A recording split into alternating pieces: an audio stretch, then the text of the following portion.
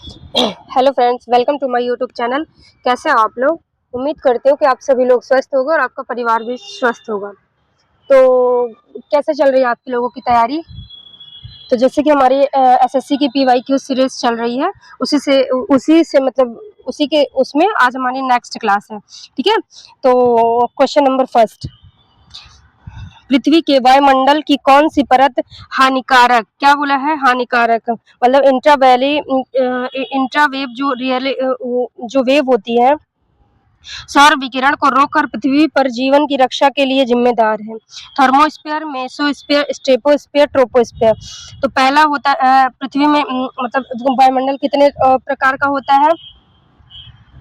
तो पहला होता है ट्रोपोस्फीयर, दूसरा है स्ट्रेटोस्फीयर, मेसोस्फीयर और ट्रेमोस्फीयर। क्षोभ मंडल, समताप मंडल, आयन मंडल, वायुमंडल। ठीक है, क्या होता है समताप मंडल? तो अब पहले ये बताओ, पहले हम ये जानते हैं कि वायुमंडल क्या होता है। देखो, वायुमंडल, सबसे पहली बात, वायुमंडल आदि मतलब तीन चीजों से बना हुआ है। कैसे? तीन तरह से बना। सबसे पहले बना है आदिकालीन वायुमंडल। आदिकालीन वायुमंडल। दूसरा बना है गैसों का उत्सर्जन। क्या बना है? गैसों का उत्सर्जन। तीसरा बना है जैवमंडल में, मतलब जैवमंडल में जैवमंडल। ठीक है, तीसरा फिर क्या बना? जैवमंडल।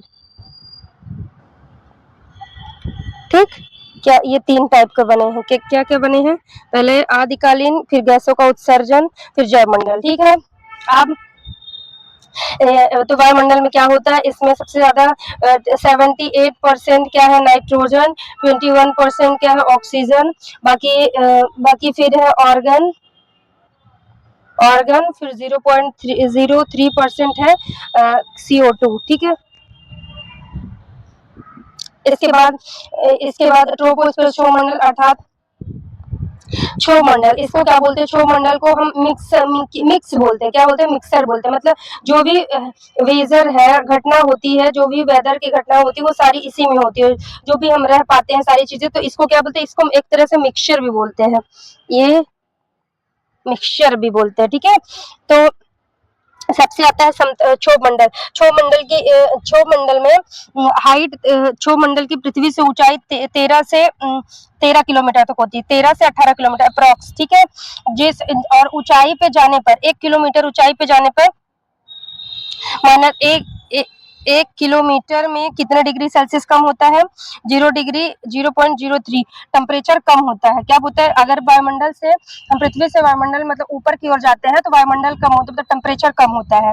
ठीक है, और बाकी ये वायुमंडल में ऑक्सीजन पाया जाता है, O2, नाइट्रोजन, CO2 एटसेट्रा। ठीक है, नाइट्रोजन 78%, ऑक्सीजन 21% और कार्बन डाइऑक्साइड 0.03%। ठीक है, और इसी में ही जो क्षोभ मंडल में जो ये प्लेन वगैरह फ्लाई, ये सारी उड़ती हैं, ये किस में उड़ती हैं? तो ये क्षोभ मंडल में ही। ये देखो, यात्री विमान विमान किस में उड़ता है? क्षोभ मंडल में। फिर ये इस बादलों को, अगर उनको प्लेन मतलब बहुत दूरी तक जाना है, तब फिर वो क्षोभ मंडल को क्रॉस करके समताप मंडल में जाते हैं। क्यों? क्योंकि मतलब अगर बहुत दूर तक, बहुत पास में लैंड नहीं करना है, एक तरह से इंटरनेशनल फ्लाइट है। ठीक है, इसके बाद आता है समताप मंडल। इसके बाद क्या आता है? समताप मंडल। समताप मंडल में ओजोन परत पाई जाती है। क्या पाई जाती है? ओजोन परत पाई जाती है। कब मतलब ओजोन परत कितनी दूरी पर होती है? 50 किलोमीटर। जैसे ये इसका 13 किलोमीटर तक इसकी दूर, अब 13 से यह 50 किलोमीटर के बीच में, यहाँ से लेके 50 किलोमीटर के बीच में ओजोन लेयर है। ठीक, क्या है? ओजोन लेयर है।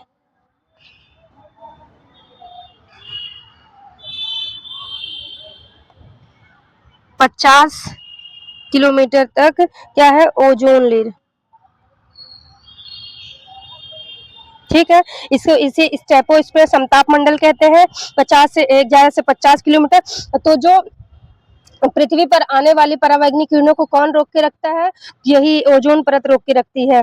ठीक है, ओजोन ओजोन जो मतलब मॉन्ट्रियल प्रोटोकॉल, ओजोन परत को बचाने के लिए कौन सा प्रोटोकॉल हुआ था? Montreal protocol. कौन सा हुआ था? Montreal protocol. मॉन्ट्रियल प्रोटोकॉल हुआ था कब? कब हुआ था ये? 1987 में। कहाँ? कनाडा में। ठीक है, कनाडा में। ठीक है, कनाडा में हुआ था। और कौन सी मतलब गैस बढ़ रही थी तो इसमें चेंज होते हैं? CFC gas. सीएफसी। कौन सी गैस? सीएफसी। ठीक है, सीएफसी गैस है। ठीक, इसके बाद समताप मंडल के ऊपर क्या होता है? मध्य मंडल। इसे क्या बोलते हैं? इसमें जो पृथ्वी, जैसे हमको पता है कि बृहस्पति और बृहस्पति के इधर क्या पाता था? जो पृथ्वी वो छल्ले पाए जाते हैं, जो उल्का पिंड जो भी वो छल्ले नुमा है तो उसको क्या बोलते हैं? उल्का पिंड। जो पृथ्वी, आपने सुना होगा कि कोई एस्टेरॉइड टूट रहा है, वो पृथ्वी पर गिर रहा है, तो पृथ्वी से जब आता है वायुमंडल, मतलब सूर्य के पास से जब मतलब एक तरह से ब्रह्मांड से टूट के आता है तो इतने प्रेशर के साथ आता है तो वो जलने लगता है। ठीक है, वायुमंडल के ताप के कारण। परंतु देखो, ये क्या होता है? ये गर्म होता है, और ये क्या होता है? ये बहुत ठंडा होता है। ये क्या होता है? ये क्या होता है? ये बहुत ठंडा होता है, बहुत ठंडा, बहुत ठंडा। ठीक है, और फिर -2.5 डिग्री से -86 डिग्री। तो जब यहाँ से आता है तो यहाँ क्या होता है? यहाँ वो बहुत ठंडी उसको अब मिल गई तो वो ना बुझ जाता है, यहीं बुझ जाता है। ठीक है, और तापमंडल में क्या होता है? जो अरोरा की घटना होती है, हम देखते हैं अरोरा की, तो वो कहाँ होता है? तापमंडल में। बाकी कोई अंतरिक्ष यान कहाँ रहता है? जो स्पेस स्टेशन, तो वो कहाँ है? वो वायुमंडल में है। ठीक है, और कोई भी जो रॉकेट वगैरह है, कोई एस्ट्रोनॉट, तो वो किस उसमें रहता है? तो वो मध्यमंडल और तापमंडल में रहते हैं। ठीक है, बाकी ओजोन के अध्ययन को क्या कहते हैं? ओजोन दिवस कब मनाया जाता है? ओजोन डे होता है 16 सितंबर को। किसको? 16 सितंबर को। ठीक है, हाँ, अब क्वेश्चन पे आते हैं। क्वेश्चन क्या बोल रहा है?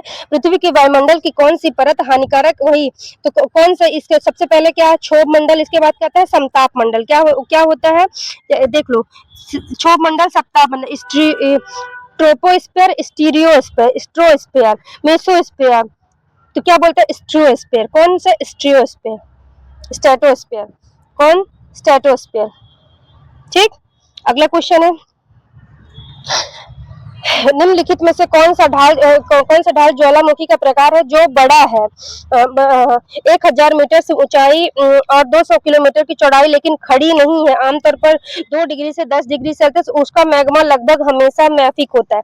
मतलब ये पूछ रहा है कि जो ज्वालामुखी है, ऐसा कौन सा ज्वालामुखी है जो बहुत खड़ा नहीं है, थोड़ा सा लेटे लेटे टाइप में है, परंतु उसका ज्वालामुखी हमेशा मैग्मा लगभग मैफिक होता है, मतलब हमेशा एक्टिव होता है। किलौवा ज्वालामुखी है कि किलौवा ज्वालामुखी है कि समुद्र तल ज्वालामुखी है, किम्बरलाइट है कि संयुक्त ज्वाला। अब पहले ये देखो कि ज्वालामुखी होता क्या है। देखो, ज्वालामुखी क्या है? मतलब वोल्केनो के बोल में कि ज्वालामुखी पृथ्वी की सतह पर स्थित एक प्राकृतिक उद्घाटन। मैंने बताया ना, पृथ्वी के नीचे सबसे पहले भूपर्पटीय, फिर मध्यमंडल लिक्विड है, लिक्विड पूरे मतलब ट्रोमोस्फेयर है, वो पूरा लिक्विड है, और मतलब सॉलिड लिक्विड है। तो एक और फिर कोर पूरा लिक्विड है। तो जो उसके ऊपर एक तरह से चट्टान है, नीचे पूरा लिक्विड है, तो उसके ऊपर तैर रहा है। तो जब दो प्लेट ये आपस में, तो कोई किसी भी मतलब ताप के कारण या कि दूर जाती है, तो नीचे से जब थोड़ा सा दूर गई तो नीचे का लावा ऊपर आ जाता है। तो उसी को क्या बोलते हैं? वोल्केनो जहां से निकलता है गैस क्या निकलता है? गैस और राख निकलता है, और ये लावा निकलता है। लावा प्रवाह। मुख्य मार्ग जहां से ये निकलता है उसे वेट करते हैं, जैसे जिस थ्रो निकलता है उसको वेट करते हैं, और जिस गड्ढे से निकलता है, ये पूछा है, उसको क्या बोलते हैं? उसको क्रेटर बोलते हैं। क्रेटर झील कहाँ है? लूना क्रेटर मतलब वोल्केनो से निर्मित झील, मतलब ऐसा एक क्रेटर झील भी है। कहाँ है? महाराष्ट्र में। कहाँ है? महाराष्ट्र में। ठीक है, तो जहाँ से ज्वालामुखी निकलता है, फूटता है, जो उसका मुख होता है उसको क्या बोलते हैं, उसको क्रेटर बोलते हैं। इसके बाद ज्वालामुखी कैसे बनता है, पृथ्वी की पपड़ी के नीचे मैग्मा बहुत अधिक गर्मी और दाब के कारण बनता है। जब यह मैग्मा पपड़ी की कमजोरी दरारों या मार्गों के ऊपर की ओर आता है और सतह पर निकलता है तो ज्वालामुखी बनता है। टेक्टो प्लेटों की गति, रिफ्ट जोन या हॉट स्पॉट के कारण ज्वालामुखी बनते हैं। ठीक, प्रमुख भाग मैग्मा कक्ष, धरती के अंदर, वेट, क्रेटर, लावा और ये इसमें से क्रेटर इंपॉर्टेंट। क्रेटर किसको बोलते हैं, जहां से जिस मुख मतलब एक तरह से ज्वालामुखी का मुख को क्या बोलते हैं, क्रेटर बोलते हैं। ज्वालामुखी कितने टाइप का होता है, एक परतदार ज्वालामुखी, मतलब लावा निकल रहा है, एक लावा के ऊपर निकलता जा रहा है, एक तरह से मतलब हमेशा, तो एक तरह से परत बन रही है ना, एक परत, फिर उसके ऊपर फिर परत, उसके ऊपर, तो उसको क्या, एक परतदार ज्वालामुखी है। एक क्या है, परतदार ज्वालामुखी है। एक सील्ड ज्वालामुखी, इसके ढाल हल्के और चौड़े होते हैं, लावा पतला और कम विस्फोटक होता है। उदाहरण माना लोआ ज्वालामुखी। कौन सा माना लोहा, कहाँ है, हवाई द्वीप में। और फ्यूजियामा जापान में है, माउंट सेंट हॉल्स यूएसए का है। और सेंडर कोन ज्वालामुखी, ये छोटे आकार के होते हैं और राख तथा छोटे छोटे टुकड़ों से बने होते हैं। मतलब ये लावा नहीं निकलते बल्कि राख मतलब एक तरह से एकदम से कोर की चीजें नहीं निकाल पाते, उसके ऊपर की चीजें बस निकाल पाते हैं। ठीक है, तो ऐसे एक जिसमें से हमेशा धुआं निकलता है, परतदार मतलब लावा के ऊपर लावा, लावा के ऊपर लावा निकलता जाता है, उसको परतदार। जो एक सील्ड ज्वालामुखी, जो मतलब लावा निकलता है और पतली धार में धीरे धीरे चौड़ा चौड़ा मतलब पतली होकर धीरे धीरे फैलता जाता है और बहता जाता है। और एक सेंडर कोन, मतलब एक कोन के आकार का ज्वालामुखी होता है। उपजाऊ मिट्टी का निर्माण करते हैं, भूतापीय ऊर्जा का स्रोत है, खनिजों एवं धातुओं के भंडारण बनाते हैं, जलवायु पृथ्वी के वातावरण को प्रभावित करते हैं। ठीक है, अब आते हैं अगला क्वेश्चन। तो अब अगला क्वेश्चन, तो अच्छा अभी मैंने इसका टिक नहीं लगाया। क्वेश्चन क्या पूछा, निम्नलिखित में से कौन सा ढाल ज्वालामुखी का प्रकार है जो बड़ा भी है। तो कौन सा ज्वालामुखी ऐसा है, अभी मैंने ढाल भी है और ढाल के साथ धीरे धीरे वो चौड़ा होता जा रहा है, पतला पतला बहता जाता है। मैंने कौन सा बताया, किला हुआ ज्वालामुखी। कौन सा है, उसका आंसर है किला हुआ ज्वालामुखी। अगला क्वेश्चन है, ठीक है, अगला क्वेश्चन है, कौन सी हवाओं को रोआरिंग फोर्टिज के नाम से जाना जाता है। क्या नाम से, रोआटिज फोर्टिज के नाम से जाना जाता है। ध्रुवी पूर्वी हवाएं, पश्चिमी हवाएं, ध्रुवी हवाएं, व्यापारिक हवाएं। ठीक है, अब पहले ये बताओ हवाएं होती क्या है। देखो, हवा क्या होती है, हवा वायुमंडल के वायु के दाब के अंदर एवं उच्च दाब के युक्त, मतलब एक तरह से दोनों ताप और दाब को जो मतलब जो पृथ्वी के दाब से जो चीजें हमें महसूस होती है उसको बोलते हैं हम हवा, वायुविंड बोलते हैं। ठीक है, उच्च दाब निम्न दाब, ये इसमें हवा जो है हमेशा उच्च दाब से निम्न दाब की ओर बहती है।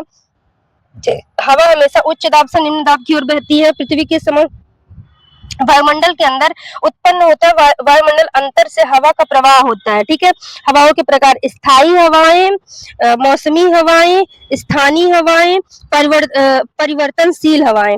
स्थानीय हवाएं वे वर्ष भर एक ही दिशा में बहती है, जैसे व्यापारिक हवाएं, पश्चिमी विक्षोभ, ध्रुवी।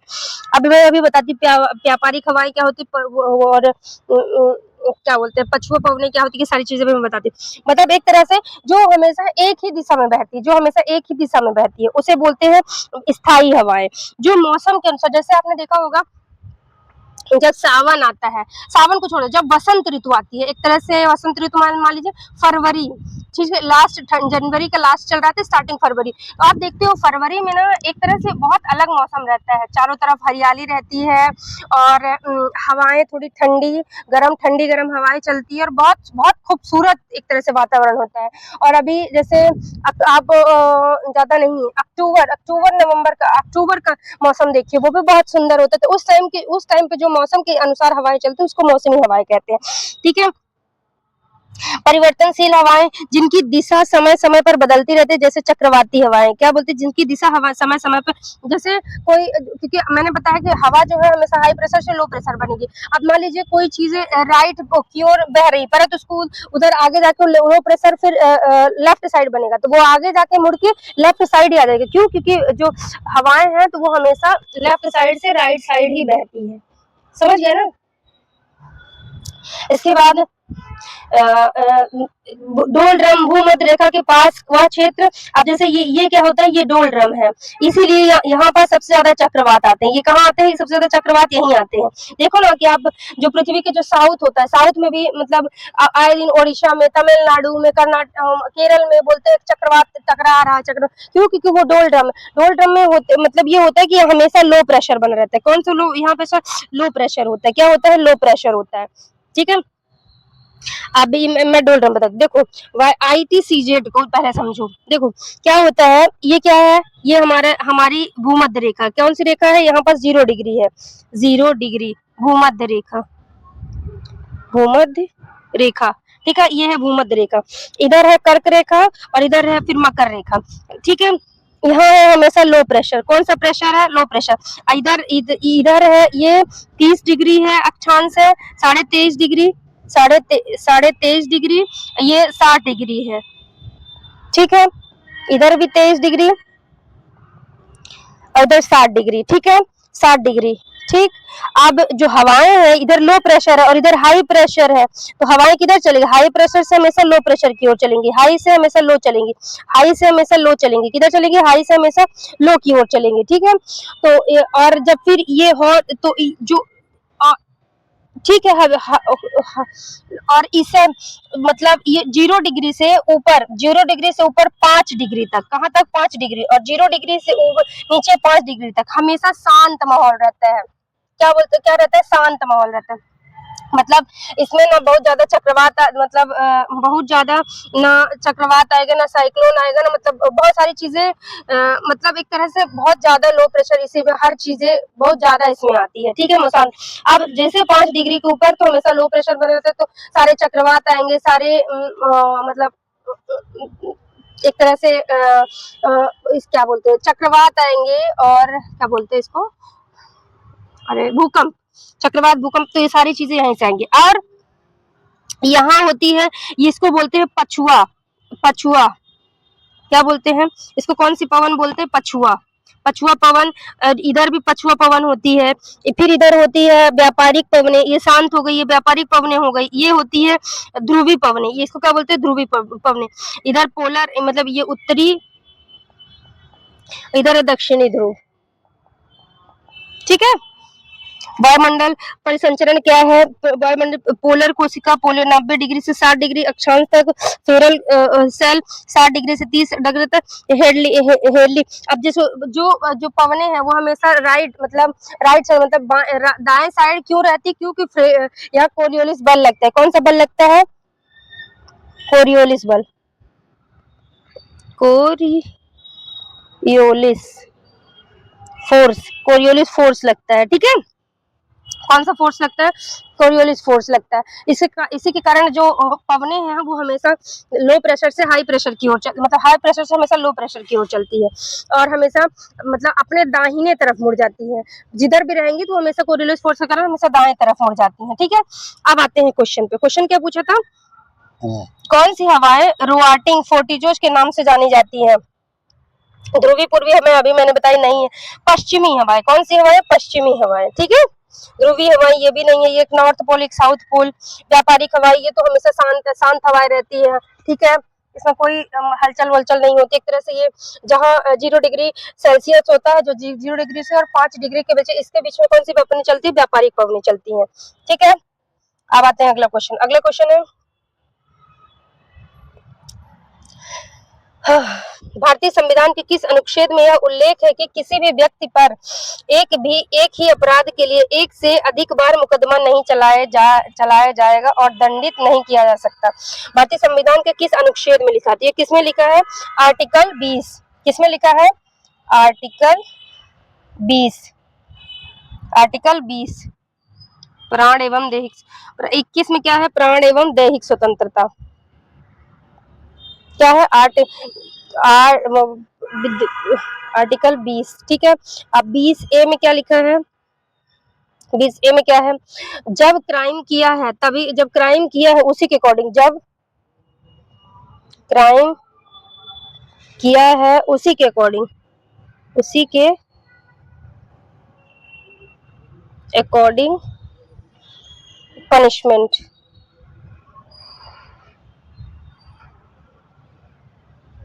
पनिशमेंट, ठीक है। बी में क्या है, बी में क्या है कि एक क्राइम के लिए एक ही बार सजा, वन क्राइम वन, एक क्राइम के लिए एक ही बार सजा, ठीक है। सी क्या है, खुद के लिए गवाह, मतलब खुद की गवाही, मतलब खुद के लिए कोई गवाह, हमें खुद के लिए गवाह देने के कोई हमें प्रेशराइज नहीं कर सकता, खुद के गवाही से मुक्ति, ठीक है। ऐसा नहीं है कि आज आपने क्राइम किया और आपको एक क्राइम के लिए आपको दो तीन क्राइम आपने पहले भी किया तो उसका भी सजा नहीं, एक क्राइम के लिए सिर्फ एक ही सजा मिलेगी, ठीक है। चौथा है, और उसी में है दोष सिद्धि से सुरक्षा, डी में है दोष सिद्धि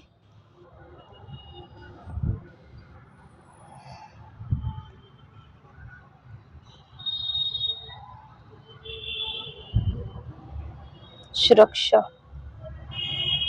ठीक। 20D 20C 20B 20A, ठीक। आप क्वेश्चन पे आते हैं। क्वेश्चन क्या बोल रहा है, भारतीय संविधान के किस अनुच्छेद में यह उल्लेख है कि किसी भी व्यक्ति पर एक ही अपराध के लिए एक ही बार से अधिक बार मुकदमा नहीं चला सकता। अभी मैंने क्या बताया, ए में है कि बी में, किसमें है, तो ये है बी में, किसमें है, बी में, करेक्ट।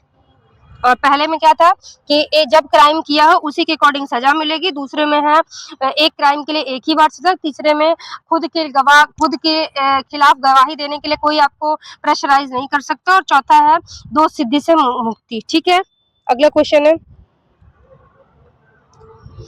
भारतीय संविधान की निम्नलिखित में से कौन सी विशेषता आयरिश संविधान से उधार ली गई है। कहाँ, मतलब क्वेश्चन ये पूछ रहा है कि आयरलैंड के संविधान से कौन सा वो ली गई, भारतीय संविधान किस, आयरलैंड के संविधान से उधार, भारतीय संविधान के निम्नलिखित में से कौन सी विशेषता आयरिश संविधान से उधार ली गई, मतलब आयरलैंड से उधार ली गई, तो किसको लिया गया है, आयरलैंड से हमने क्या लिया है, डीपीएसपी, डीपीएसपी। भाग कौन सा है बताइए, भाग 4, भाग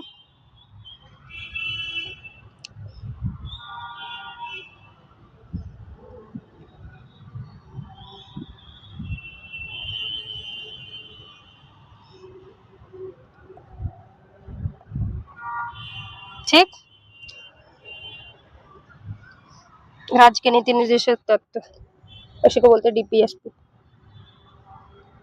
अगला क्वेश्चन है, निम्नलिखित में से कौन सी राज्य नीति निर्देशक के सिद्धांतों की विशेषता है और उसे मौलिक अधिकार से भी अलग करता है, मतलब क्वेश्चन ये पूछ रहा है कि ऐसा कौन सी चीज है जो नीति निर्देश तत्व और फंडामेंटल राइट्स को अलग करता है, क्या करता है, यह नियोजित है, वह व्यक्ति के हितों की रक्षा करता है, व्यक्ति के हितों की रक्षा कौन करता है, ये तो सुप्रीम कोर्ट का काम है, मतलब डीपीएसपी क्या मतलब कोर्ट में प्रवर्तनीय है, मतलब अगर डीपीएसपी के आपको आपके डीपीएसपी का सीधे से मतलब ये है, डीपीएसपी का मतलब ये था कि जब हमारा संविधान बना था तो कुछ ऐसी चीजें थी, जब उस टाइम पे हमारा देश इतना विकसित नहीं था, तो तब हमारे संविधान में ये लिखा गया था कि हमारा देश, हमारा राज्य, जब राज्य अलग अलग बांट गए तो आगे जाके राज्य, एक तरह से डीपीएसपी राज्यों की जिम्मेदारी है लोगों के प्रति, क्या है, राज्यों की जिम्मेदारी लोगों के प्रति, ठीक है, कि मतलब आगे जब देश सही स्थिति में आ जाएगा, राज्य अलग अलग हो जाएंगे, तो राज्य की जब सही स्थिति आती है तो राज्य ये काम करे लोगों के हितों के लिए, तो ये चीज है डीपीएसपी में। और डीपीएसपी अगर राज्य आपके लिए ये काम नहीं करा तो आप इसके लिए कोर्ट नहीं जा सकते, तो मतलब ये जस्टिसेबल नहीं है, न्यायालय में प्रवर्तनीय नहीं है, तो इसका आंसर क्या होगा, छठे का ए नंबर।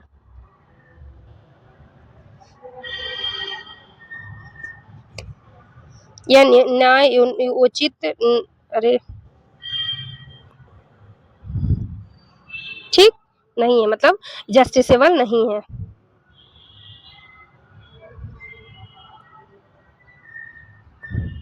ठीक है। अभी बाकी डीपीएसपी के बारे में बताई दी, पार्ट 4 में है आर्टिकल 36 से लेके 51 तक, और इसी में 3 है, एक समाजवाद के आधार पर, एक गांधीवाद के आधार पर, एक मतलब उद्यापिता के आधार पर, ठीक है।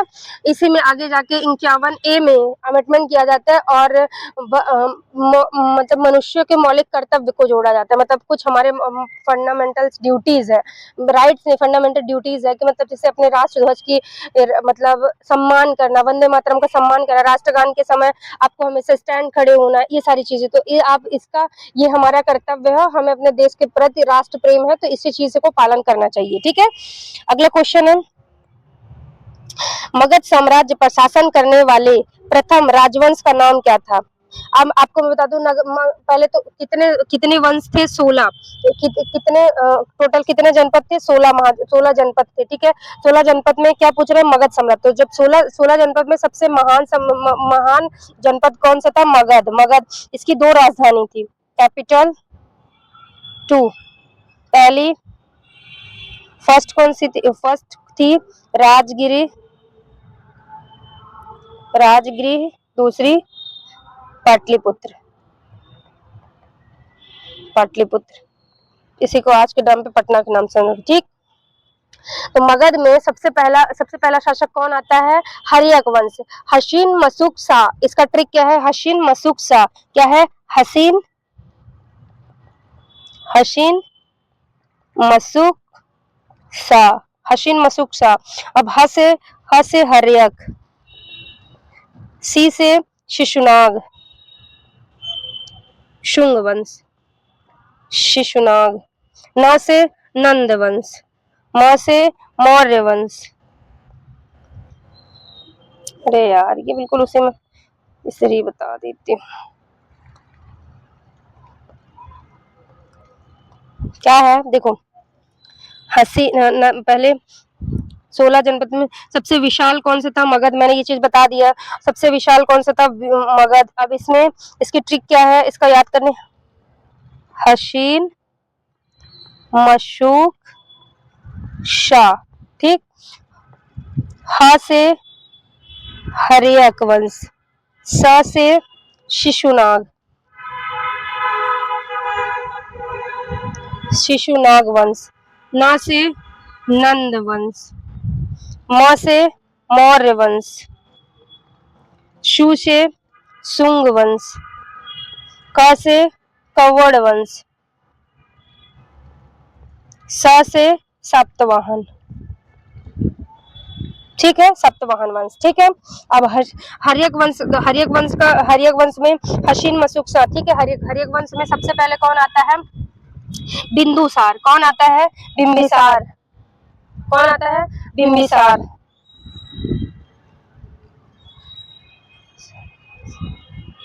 कौन आता है सबसे पहले, बिंबिसार,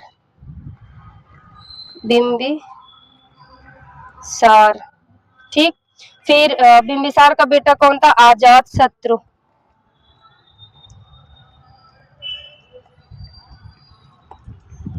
ऐसे फेमस को मैं लिख दी थी बिंबिसार में, अरे यार बिंबिसार, इसमें इसी के उसमें कौन थे, जीवक, ठीक है, जीवक इसी के उसमें थे। इन्होंने किसका इलाज के लिए इसके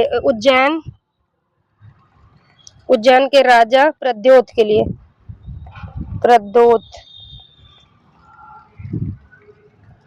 ठीक, हर्यक वंश, ठीक है। फिर सी से शुंग वंश।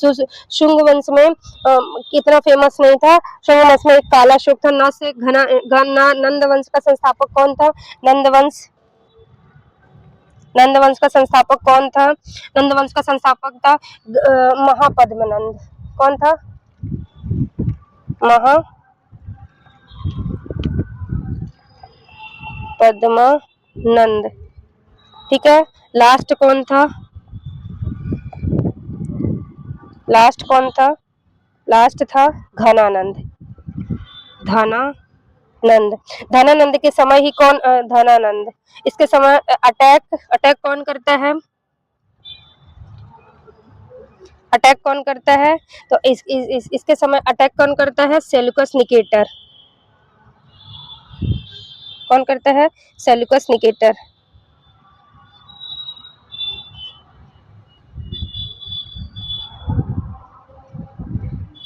निकेटर कौन कौन करता है? Seleucus Nicator. नहीं नहीं, ये तो उसका सेनापति। Sorry sorry sorry, my mistake my mistake, sorry sorry. मतलब ये आता है, बट ये एक सेकंड, थोड़ा सा कंफ्यूज हो गई। अटैक कौन करता है? तो अलेक्जेंडर, अलेक्जेंडर को सेनापति रहता है। अलेक्जेंडर से पोरस के नदी के झेलम नदी के किनारे किसके साथ युद्ध होता है? झेलम नदी, झेलम नदी के साथ किसके साथ युद्ध होता है? पोरस के राजा, पोरस राजा।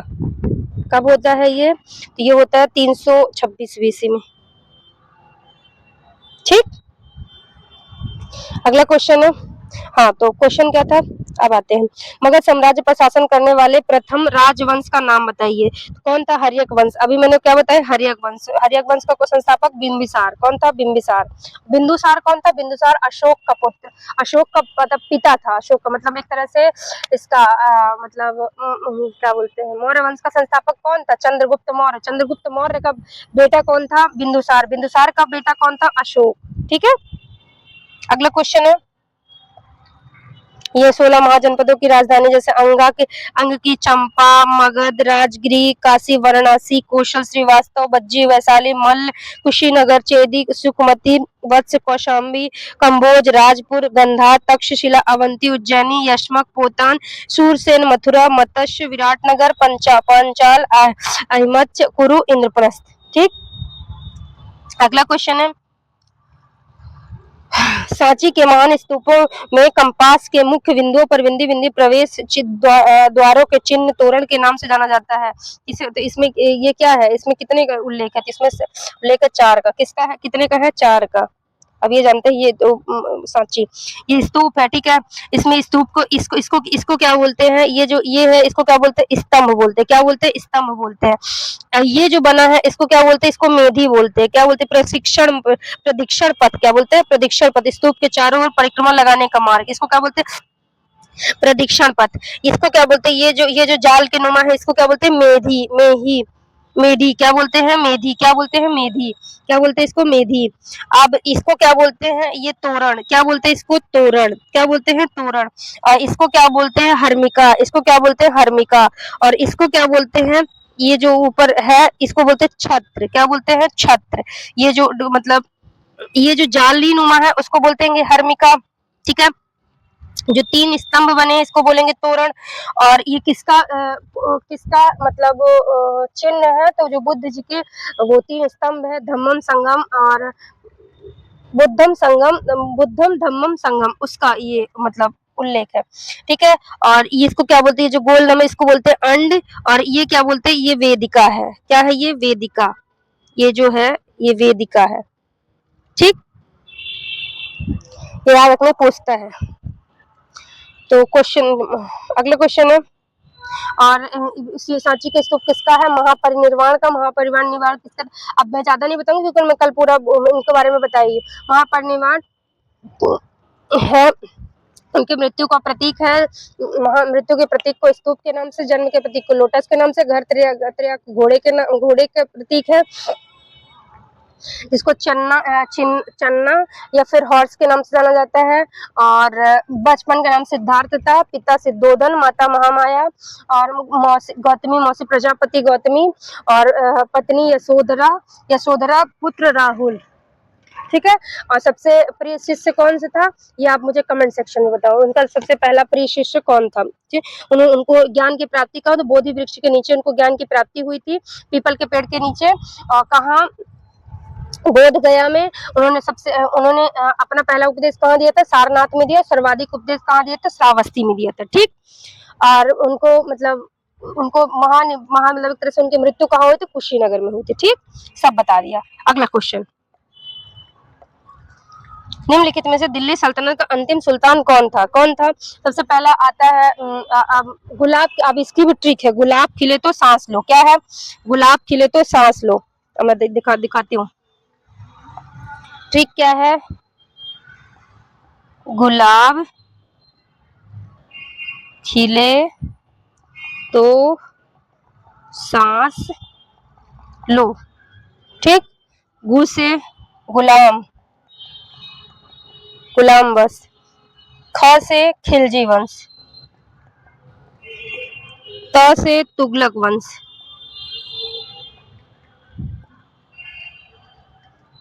त से तुगलक वंश। स से सैयद वंश।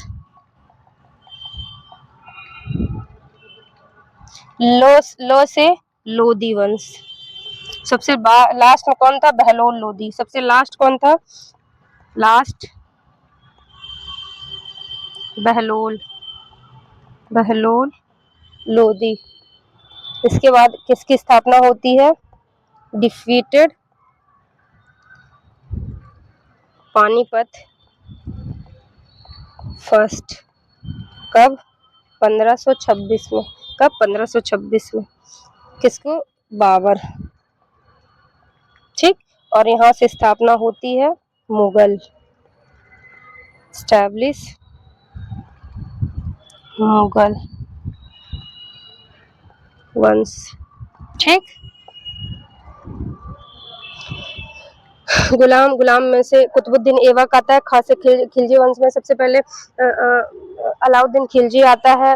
मतलब खिलजी तो से मोहम्मद बिन तुगलक इसका संस्थापक नाम नहीं, गयासुद्दीन तुगलक, सॉरी गयासुद्दीन तुगलक था। मोहम्मद बिन तुगलक। फिर लोदी में से सैयद वंश का संस्थापक खिज्र का था और लोदी वंश का तो मतलब लोदी वंश का संस्थापक कौन था? तो लोदी वंश का इब्राहिम लोदी था और लास्ट में कौन था? सिकंदर लोदी। तो क्या पूछा है?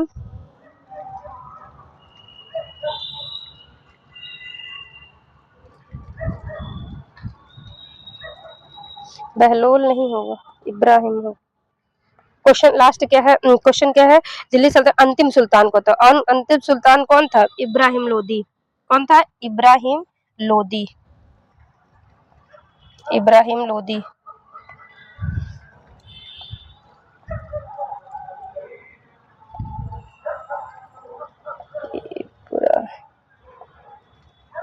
लोदी। संस्थापक कौन था? तो बहलोल लोदी था। ठीक है।